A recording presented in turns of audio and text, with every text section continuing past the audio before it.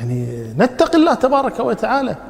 واحد يقول والله حلفني بالطلاق اني انتخبه، والثاني يقول اقسمت على المصحف اني انتخبه، وواحد يحلف على المصحف بالحمام، وواحد يدفعون له فلوس، وواحد شو الكلام هذا عشان انتخابات؟ يعني نرتقي بانفسنا قليلا، يعني نرتقي بانفسنا. تشوفه صالح اعطى الصوت، مو صالح لا تعطيه الصوت، انتهى الامر. اما ابيع ذمتي مقابل 200 دينار او 2000 دينار، بغض النظر صعد نزل المبلغ على شنو، ورزقك مكتوب. هذه ال2000 بتجيك غصبا على اكبر خشم اذا كان الله كاتبها لك، واذا الله مو كاتبها لك والله ما تاخذها ولا تتهنى بها اذا الله مو كاتبها لك. وين ايماننا؟ ما اخطاك لم يكن ليصيبك وما اصابك لم يكن ليخطئك.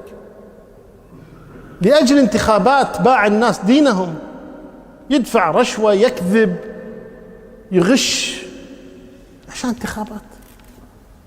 نترفع عن هذه الامور. تبي تنتخب انتخب بس، لا قال احلف انك تعطيني، قول خليك صريح، قول ليش احلف؟ خلاص انا اعطي الكفء انت او غيرك،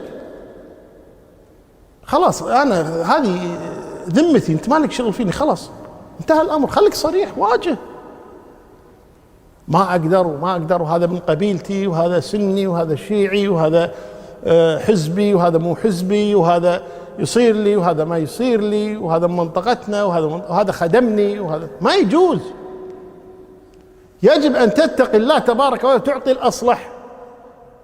لا يجوز ان تعطي هذا لانه قريب، ولا يجوز تعطي هذا لانه قبيلي من قبيلتك، ولا هذا لانه جارك، ولا هذا لانك واعدته، ولا هذا لانه اخدمك. ما يجوز.